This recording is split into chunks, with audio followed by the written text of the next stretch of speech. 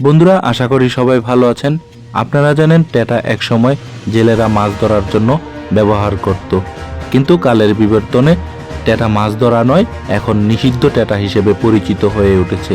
কিন্তু বর্তমানে আধিপত্য বিস্তারকে কেন্দ্র করে বিভিন্ন গ্রুপ নিষিদ্ধ টেটা বল্লম অস্ত্র হিসেবে ব্যবহার করছে।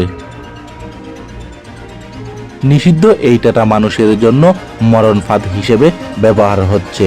সাধারণ মানুষ গোষ্ঠীগত কোন্দলের কারণে বিভিন্ন সময় আক্রমণের শিকার হয় এই টেটার মাধ্যমে। তাই বাঞ্ছারামপুরকে নিষিদ্ধ টেটা মুক্ত করতে ইতিমধ্যে বাঞ্ছারামপুর মডেল থানার পুলিশ বাড়ি বাড়ি গিয়ে নিষিদ্ধ টেটা উদ্ধার করছে, যার ফলশ্রুতিতে বাঞ্ছারামপুরে অনেকটাই টেটা যুদ্ধ বন্ধ হয়েছে। তবে বাঞ্ছারামপুর উপজেলার বেশ কয়েকটি এলাকায় গোষ্ঠীভিত্তিক টেটা যুদ্ধ একসময় লেগেই থাকত।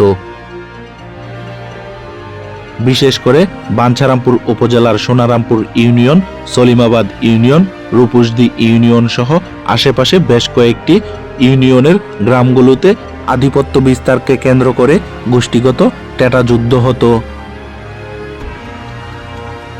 বর্তমানে বাঞ্ছারামপুর মডেল থানার পুলিশ বাঞ্ছারামপুরের জনসাধারণকে সচেতন করার লক্ষ্যে উভয় দলকে একত্রিত করে আলোচনা সভার মাধ্যমে এর ক্ষতিকর দিক তুলে ধরে তরুণ প্রজন্মকে সচেতন করে তুলছে, যার ফলে অনেকটাই কমে গিয়েছে টেটা যুদ্ধ।